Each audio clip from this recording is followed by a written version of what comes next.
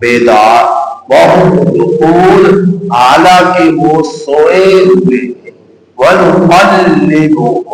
اور ہم پلٹتے ہیں ان کو ذات الیمین دائیں طرف، وذات الشمال اور بائیں طرف، وقلبہم اور ان لوگوں کا کتا باسط پھیلائے ہوئے ہیں، ذراعی اپنے دونوں بازوؤں، بالوسید چوکٹ پر، ذراعی اپنے دونوں بازوؤں کو، بالوسید چوکھٹ پر، لو اطلعت البتہ اگر آپ مطلع ہو جائے، علیہ ان پر، اگر آپ جھانک کر دیکھیں ان لوگوں کو، لولیت البتہ آپ پھر جائیں، منہم ان لوگوں سے، فرارا بھاگتے ہوئے، ولا ملعت اور البتہ تو پھر جائے، منہم ان لوگوں سے، رعبا روب کھاتے ہوئے، روب میں آتے ہوئے، وَكَذَلِكَ بَعَثْنَاهُمْ اور اسی طرح ہم نے ان کو کھڑا لِيَتَسَاءَلُوا بَيْنَهُمْ تاکہ یہ لوگ آپس میں ایک دوسرے سے سوال کریں۔ قَالَ قَائِلٌ مِّنْهُمْ کہا ان لوگوں میں سے ایک کہنے والے نے، کم لبثتم کتنا عرصہ تم لوگ ٹھہرے، قالوا انہوں نے کہا، لبثنا یوما البتہ ہم ٹھہرے ایک دن، او بعض یوم یا ایک دن کا کچھ حصہ، قالوا ربکم انہوں نے کہا تمہارا رب اعلم خوب جانتا بما لبثتم کتنا تم ٹھہرے ہو، فبعثوا احدکم بس انہوں نے اپنے میں سے ایک کو بھیجا، بورقکم ہذہ اپنے یہ سکے چاندی کے دے کر، الی المدینہ شہر کی طرف، فلینظر سو چاہیے کہ وہ دیکھے، ایہا ازکا طعامن کون سا کھانا زیادہ پاکیزہ، فلیأتکم برزق منہ سو وہ لے کر آئے تمہارے پاس اس سے رزق، ولیتلطف اور چاہیے کہ وہ نرمی سے بات کرے، ولا یشعرن بکم احدا اور نہ معلوم ہونے دے اپنے میں سے کسی کو، ظاہر نہ ہونے دے اپنے میں سے کسی کو، انہم ان یظہروا علیکم بے شک ان لوگوں کو اگر معلوم ہو گیا تمہارے بارے میں، یرجموکم وہ لوگ تمہیں سنسار کر دیں گے، او یعیدوکم یا وہ لوٹا دیں گے تمہیں، فی ملتہم اپنی ملت میں، اپنے مذہب میں، وَلَن تُفْلِحُوا إِذًا أَبَدًا اور ہرگز تم اس وقت کبھی فلاح نہ پاؤ گے۔ اصحاب کہف کا واقعہ چلا آ رہا تھا، تو اسی واقعے کی مزید آگے تفصیل ہے۔ اس سے پہلے یہ بات بتلائی جا چکی، ایشیائے کوچک کے علاقہ افسوس میں یہ لوگ 6 دقیانوس کے دفتر میں کام کیا کرتے تھے۔ 6 نوجوان حسین خوبصورت اور قد آور، تو یہ نوجوان مسلمان ہوئے، یعنی اس وقت جو مذہب پر حق تھا حضرت عیسیٰ علیہ السلام کا، تو انہوں نے حضرت عیسیٰ علیہ السلام کا کلمہ پڑھا۔ وقت کے بادشاہ نے دھمکی دی کہ اگر تم اپنے مذہب میں یعنی ہمارے مذہب میں واپس نہ لوٹے کفر و شرک کی طرف، تو ہم تمہیں سنسار کر دیں گے۔ تو یہ نوجوان اپنے شہر افسوس سے تقریباً 9 میل کے فاصلے پر چلے گئے اور ایک غار میں جا کر انہوں نے پناہ لی۔ تو ان کے ساتھ ایک چرواہا بھی تھا، تو کتے کو شامل کر کر یہ کل 8 افراد ہوئے۔ تو غار میں جا کر یہ لیٹے تو اللہ پاک نے ان پر دین کی تھپکی ڈالی اور یہ لوگ سو گئے اور پھر 309 سال تک سوئے رہے۔ اب اللہ پاک ان کی اس کیفیت کو بیان کر رہا ہے کہ اس غار کی اور ان کے سونے کی اور ان کی اس کیفیت کہ کس طرح انہوں نے 309 سال تک اس غار میں گزارے۔ تو میرا رب فرما رہا ہے تو دیکھے گا سورج جس وقت وہ طلوع ہوتا ہے تو کترا جاتا ہے ان کے غار سے دائیں طرف، اور جب غروب ہوتا ہے تو مائل ہو جاتا ہے بائیں طرف، حالانکہ وہ غار کھلی جگہ ہے، یعنی غار کے منہ پر سورج کی روشنی نہیں پڑتی کہ ان نوجوانوں کو تکلیف ہو۔ نہ غار کا منہ مشرق کی طرف نہ غار کا منہ مغرب کی طرف، اللہ پاک نے دونوں جگہوں سے ہٹ کر شمال یا جنوب کی طرف اس کے رخ کو رکھا اور یہ لوگ اس میں سوئے رہے۔ تو میرا رب فرما رہا ہے کہ وہ غار کھلے میدان میں تھا، کھلی جگہ میں تھا، اور یہ اللہ کی نشانیوں میں سے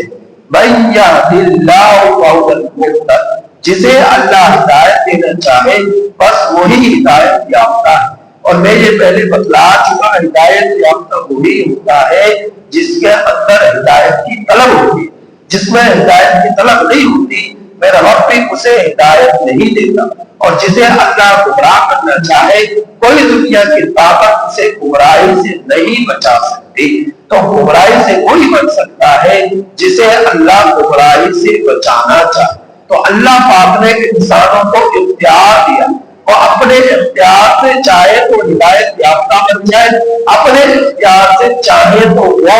کافر بن جائے، مشرک بن جائے، گمراہ ہو جائے۔ اور یہ اللہ پاک نے واضح طور پر قرآن مجید میں ارشاد فرمایا فمن شاء فلیؤمن ومن شاء فلیکفر، پر چاہیے کہ تم میں سے جو کفر اختیار کرنا چاہے وہ کفر اختیار کر لے، اور جو تم میں سے مومن بننا چاہے وہ مومن ہو جائے، یا اللہ پاک نے اسے اختیار دیا۔ اب اپنی طلب سے اپنی فکر سے وہ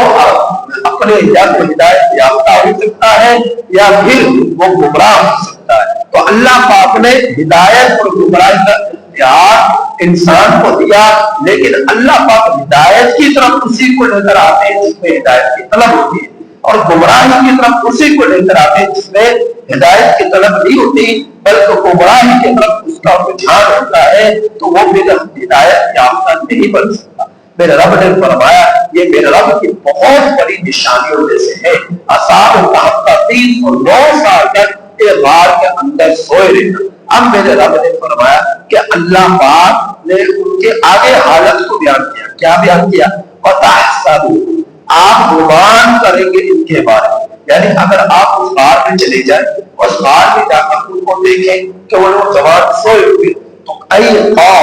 تو دیکھے گا ان کو گویا کہ وہ سوئے ہوئے، حالانکہ وہ دیکھے گمان کرے گا ان لوگوں کے بارے میں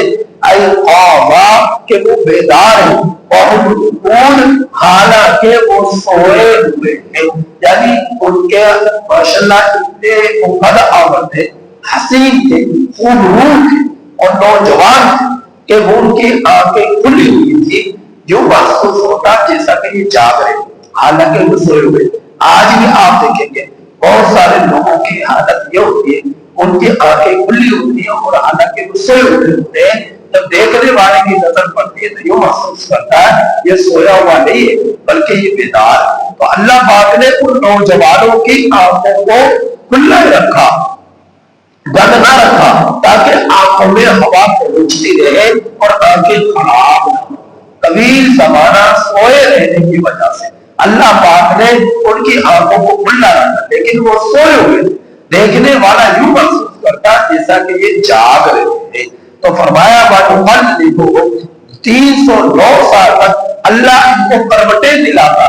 کبھی یہ دائیں طرف کروٹ لیتے، کبھی یہ بائیں طرف کروٹ لیتے جس طرح ایک سویا ہوا شخص کیا کرتا ہے۔ وجہ کیا تھی؟ تاکہ ایک ہی کروٹ پر لیٹے رہنے سے کہیں ان کا وہ ایک طرف کا دھڑ باؤنس نہ ہو جائے، فالج نما نہ ہو جائے، کسی آفت کا شکار نہ ہو جائے۔ تو اللہ پاک انہیں کروٹیں دلاتا، کبھی وہ دائیں طرف کروٹ لیتے، کبھی وہ بائیں طرف کروٹ لیتے۔ وَقَلْبُهُ بَاسِطٌ ذِرَاعَيْهِ، پھر 8ویں نمبر پر جو ان کا کتا تھا وہ بھی غار کے دھارے پر یعنی غار کی چوکھٹ پر اپنے دونوں پاؤں کو پھیلا کر بیٹھا ہوا تھا۔ لَوِ اطَّلَعْتَ عَلَيْهِ، اگر آپ ان اصحاب کہف کی طرف یعنی غار کے دانے سے اندر جھانک کر دیکھیں، لَوَلَّيْتَ مِنْهُمْ فِرَارًا، اس کتے کو دیکھ کر، ان نوجوانوں کو دیکھ کر مارے خوف کے بھاگ جائے۔ یعنی اتنے قدر آور وہ نوجوان تھے اور خوبصورت تھے، حسین بھی تھے، لیکن اللہ نے ان کے چہروں پر غور بھی ڈالا، آنکھیں ان کی کھلی ہوئی تھی لیکن وہ سوئے ہوئے تھے۔ اگر آپ کوئی شخص ان کو اس حالت میں دیکھ لیتا تو ایسا اللہ نے ان کا غور ڈالا ہوا تھا تو ان کے غور سے وہ فرار ہو جاتا، دیکھنے والا بھاگ جاتا۔ والا ملک تعمیر اور البتہ وہ ان سے روب میں بھر جاتا، یعنی روب دیکھنے والے پر مسلط ہو جاتا اور وہ وہاں پر ٹکتا۔ تو ایسا اللہ نے ان نوجوانوں کا روب ڈالا ہوا تھا۔ پھر فرمایا جب یہ 309 سال تک اس غار کے اندر سوئے رہے بغیر کھائے بغیر پیے، میرے رب نے اپنی قدرت سے ان کو زندہ رکھا، تو جس وقت 309 سال کے بعد وہ لوگ بیدار ہوئے تو اللہ تعالیٰ اس کی کیفیت کو بیان فرما رہے، اور اسی طرح ہم نے انہیں کھڑا کیا لِيَتَسَاءَلُوا بَيْنَهُمْ، تاکہ یہ لوگ آپس میں ایک دوسرے سے سوال کریں۔ لِيَتَسَاءَلُوا یہ باب مفاعلہ کر دے گا، اور اس میں جو ہے مشارکت پائی جاتی ہے، تقابل پایا جاتا ہے جانبین کا، تو تاکہ یہ لوگ آپس میں ایک دوسرے سے سوال کریں۔ تو انہوں نے سوال کیا، کیا سوال کیا؟ اب ان 7 نوجوانوں میں سے بعض نے کہا اور ان میں سے کہنے والے نے کہا کم لبثتم، کتنا عرصہ تم ٹھہرے ہو،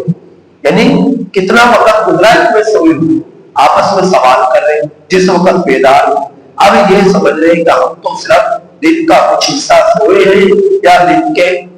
جو ہے بعض حصہ سوئے ہیں، ایک دن یا ایک دن سے کچھ کم۔ یہ آپس میں ان کے سوالات ہوئے جس وقت انہوں نے افسوس شہر سے ہجرت کی، ان ظالم بادشاہ کی جو ہے ظلم سے بچنے کے، تو افسوس شہر سے 9 میل کے فاصلے پر یہ غار تھا۔ اب افسوس نامی جو اس وقت بادشاہ کا متقیہ تھا، کٹر قسم کا مشرک اور کافر بادشاہ تھا۔ اب یہ جب وہاں سے نکلے تو اس بادشاہ کے زمانے میں جو سکہ تھا وہ چاندی کا چلا کرتا تھا، ایک طرف تکیہ بادشاہ کی شکل چھپی ہوئی تھی اور دوسری طرف ان کی حکومت کی مہر لگی ہوئی تھی اس سکے پر، تو وہ سکہ اس وقت رائج الوقت تھا، تو وہ سکہ چلا کرتا تھا۔ تو جس وقت یہ ان کے پاس ان کے ہجرت کی کچھ سکے ان کے پاس موجود تھے خرچ وغیرہ کے لیے، اور جب یہ نکلے اس شہر سے تو صبح کے سے یعنی سورج طلوع ہونے کے تقریباً 1 گھنٹے بعد یا 1 گھنٹہ پہلے یہ لوگ وہاں سے نکلے، اور جس وقت یہ لوگ بیدار ہوئے تو سورج طلوع ہونے سے کچھ گھنٹے پہلے یہ لوگ بیدار ہوئے۔ اب یہ سمجھ رہے کہ ہم نے دن کا کچھ حصہ ہم نے گزارا ہے سونے کی حالت میں، یا ان میں سے بعض نے کہا ایک دن گزر گیا، اگلے دن کا کچھ حصہ ہم سوئے ہیں، ایک دن پورے سوئے ہیں اور اگلے دن کا بھی کچھ حصہ ہم سوئے ہیں۔ تو یہ ان کے آپس میں گفتگو تھی۔ اللہ پاک نے اس گفتگو کا بیان فرمایا، ان میں سے ایک کہنے والے نے کہا کتنے عرصے تم ٹھہرے ہو؟ قالوا لبثنا، کہا ان میں سے بعض البتہ ہم ٹھہرے یوم، دن کا کچھ حصہ، ایک دن، او بعض یوم، یا دن کا کچھ حصہ، یعنی ایک دن پورا اور اگلے دن کا کچھ حصہ، یا پھر بعض نے کہا کہ ہم دن کا کچھ حصہ سوئے، یعنی کہ اسی دن جس دن کو افسوس شہر سے نکلے ہیں फजर से सूरज शुरू होने के तकरीबन 1 घंटे के बाद यानी घंटा पहले ये निकले, सूरज शुरू होने से पहले इनकी आंखें बेदार हुई, ये लोग बेदार हुए। तो ये बाद में कहा था हम सिर्फ दिन का कुछ हिस्सा ही सोए और सुबह का वक्त हो जाता हम आकर सोए और सोकर हम दोपहर के वक्त तकरीबन सो गए और सूरज गुड़ होने से पहले हम दोबारा बेदार हो गए। तो ये उनके आपस में तबसरे हो रहे। तो अब आगे क्या हुआ,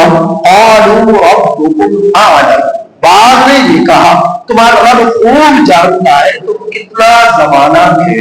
या कितना वक्त तुम सोए रहे हो, कितना वक्त तुम सोए रहे हो, तुम्हारा रब ये बात खूब जानता है। मेरे नबी ने फरमाया अल्लाह पाक 3 चीजों को नापसंद फरमाता। नंबर 1 फजूल बहस, फजूल गप्पे, फजूल आपस में एक दूसरे से कैसों को बात करना, जो और ऐसी बातें करना जो गैर मकसूदी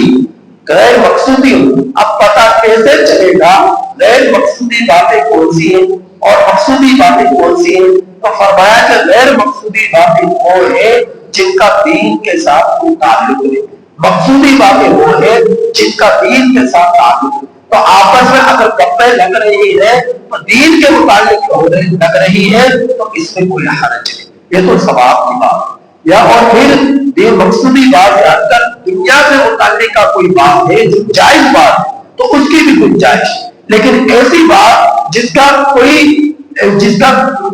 नतीजा नहीं है, कोई मकसद नहीं है, बगैर मकसद के गप्पे लगाए रखना, चढ़ाओ पर बैठकर सड़कों के जो किनारों पर खड़े होकर गप्पे हाँकने हंसने बिना वजह, अल्लाह पाक ऐसी बातों को पसंद नहीं फरमाते। दूसरी बात ये फजूल खर्ची करना, फजूल खर्ची करना, फजूल खर्ची का मतलब क्या? ऐसी जगह पर खर्च करना जो खर्च करने का जगह नहीं, ऐसी जगह पर खर्च करना। और फिर फजूल खर्ची करने में ये भी कि बेजा खर्च करना, बेजा खर्च करना, बगैर जरूरत के यूं पैसों को उड़ाया जा रहा है। जिस तरह के शादी ब्याहों को करते हैं, अपने घरों को रोशन करते और जो है वहां पर लाइटों से उनको जो रास्ता करते घरों को, इसी तरह ढोल टपक के ये फजूल खर्ची, ये गुनाह के आलात, तो मेहंदी की रस्मात, ये सब की सब चीजें फजूल खर्ची। मकामात ये जगह वो है जहां पर खर्च करने की शरीयत इजाजत नहीं देती। इन जगहों पर खर्च करना गुनाह। अल्लाह पाक ऐसी जगह को पसंद नहीं करता, ऐसी जगह को अल्लाह पाक पसंद नहीं करता। तो अल्लाह पाक इन सब चीजों को न पसंद करता है जिनका दीन के साथ कोई ताल्लुक नहीं है। तो ये असाब काम के लोग जब आपस में एक दूसरे से सवालात करने लगे, बातें करने लगे, तो ये आपस में इस तरह की बातें करने लगे जिनका बताया कोई फायदा ना था। तो फरमाया आपस में, लेकिन गुनाह भी इनमें कोई नहीं था, आपस में बस ये बात की तो कुछ लोगों ने कहा कि इस बात में ना करो, इस तरह की बातें ना करो, तुम्हारा खूब जानना कितना आसान है, बस इतना करो, ये चांदी के सिक्के पकड़ो। अपने एक साथी को जिसका नाम यमलीखा था, वो बड़ा फुर्तीला, तेज तलवार, चालाक, होशियार यमलीखा, जो 6 नौजवानों के 7 नौजवानों में नौजवान था, उसको इन्होंने वो चंद सिक्के देकर भेजा कि जाओ और शहर में जाकर कोई खाने पीने की चीजें खरीद कर ला, लेकिन जो चीजें खरीदो इस बात को ज़हन में रखना कि वो पाकीज़ा हलाल, हराम चीजें ना,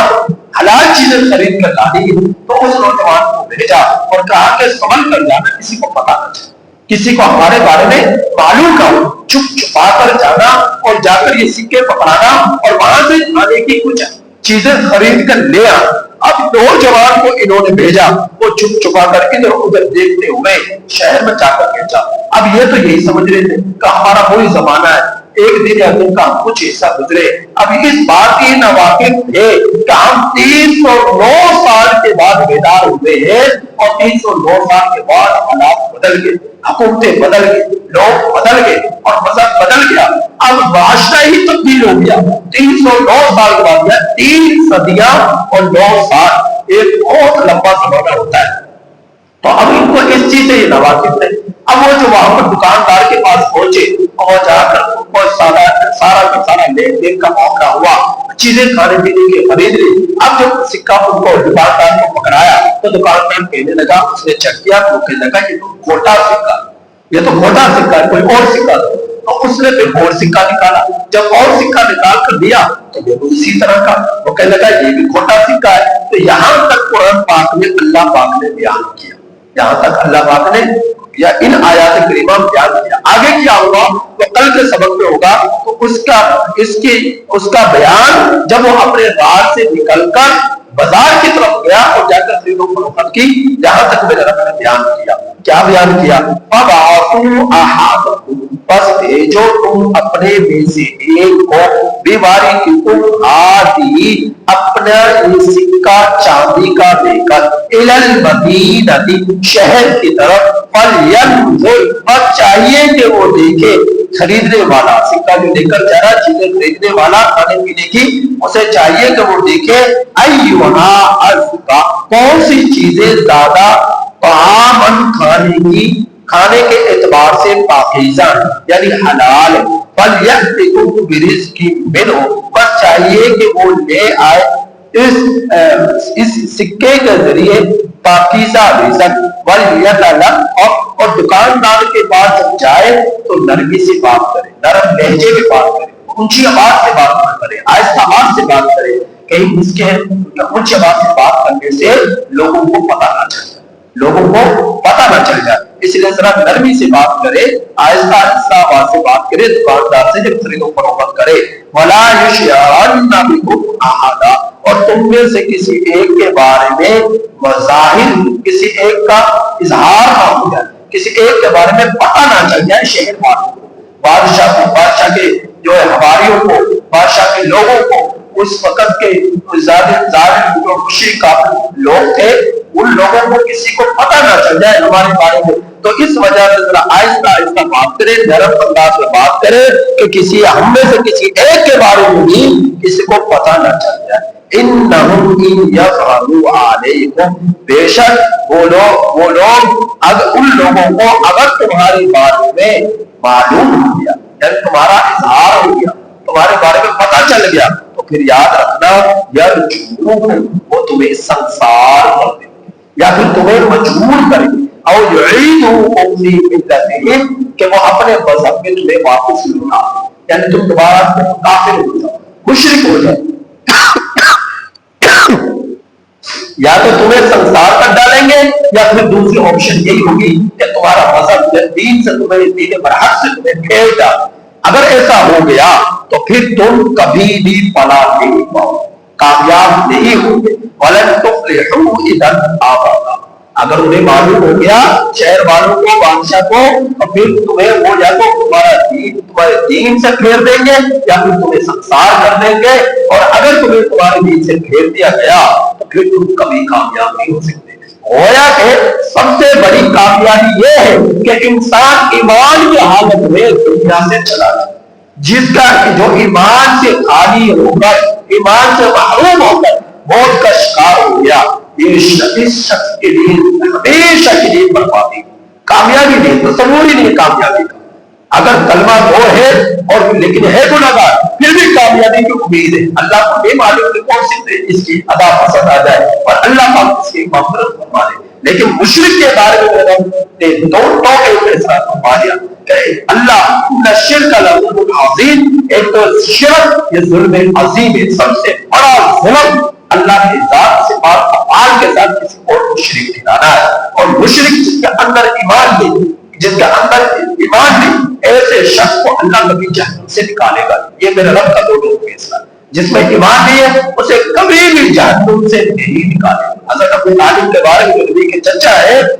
بہت ساتھ دیا، زندگی بھر ساتھ دیا، لیکن ایمان نہیں لایا تو انہیں بھی کبھی جہنم سے نہیں نکالا جائے گا۔ کفر کی حالت میں موت آئی تو لیکن اس کی نیک نامی کی بنا پر، نبی کے ساتھ حسن سلوک کی بنا پر، نبی کے آگے ہاتھ بننے کی بنا پر، آپ صلی اللہ علیہ وسلم خرچ کرنے کی بنا پر، خیال کرنے کی بنا پر، کافر کے سامنے جو ہے نبی کے آگے ڈھال بن کر کافر کے سامنے جو کھڑے رہے ایک زمانہ تک، اس وجہ سے اللہ پاک جو آپ کو عذاب دیں گے وہ عذاب تخنوں تک آئے گا، جہنم کی آگ میں تخنوں تک ان کے پاؤں کو جلایا جائے گا، لیکن اس کی تکلیف پورا وجود محسوس کرے گا۔ اور جہنمیوں میں سب سے ہلکا ترین عذاب حضرت ابو طالب کو، تو لیکن ایمان نہیں لائے اس وجہ سے کبھی اپنے جہنم سے نکالا نہیں جائے گا. تو اس وجہ سے ہمیشہ ہمیں یہ دعا کرنی چاہیے اللہ ہم سب کا خاتمہ ایمان پر فرمانا, ہم سب کا خاتمہ ایمان پر فرمانا, ایمان سے کہیں محرومی کا حالت دنیا سے رکھے. اب یقیناً ایمان آپ کا تبھی مضبوط رہے گا جب اعمال آخرت میں آپ اپنی زندگیوں کو مزین کریں, اعمال نیک کاموں کے ساتھ اپنے آپ کو جوڑے رکھیں گے, نیک لوگوں کی صحبتیں اپنے ساتھ رکھیں گے, نیک لوگوں کی دوستیاں اپنے ساتھ رکھیں گے, اللہ کے گھروں کو آباد رکھیں گے, علماء سے تعلق رکھیں گے, مدارس سے تعلق رکھیں گے, مساجد سے تعلق رکھیں گے, مراکز اسلامیہ سے اپنا تعلق رکھیں گے, تو آپ کی یہ نیکیاں آپ کو کفر سے بچائے رکھیں گے, آپ کی یہ صحبتیں آپ کو شرک سے بچائے رکھیں گے. اگر آپ نے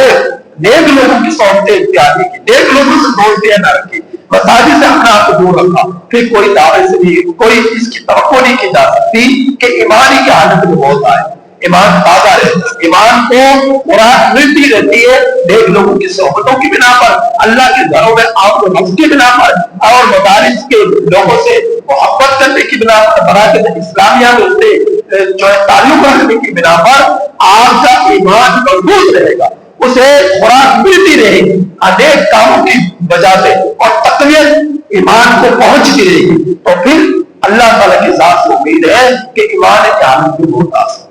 لیکن اگر ایسا نہیں ہوا تو پھر کچھ نہیں کہا جا سکتا. لہٰذا اللہ پاک کا ہمیشہ عافیت کی دعا مانگے, اللہ پاک سے ایمان کی سلامتی کی دعا مانگے, اللہ پاک سے دعا ہے کہ اللہ تعالیٰ نے ان آیات کریمہ کی کافی سمجھ نصیب فرمائے.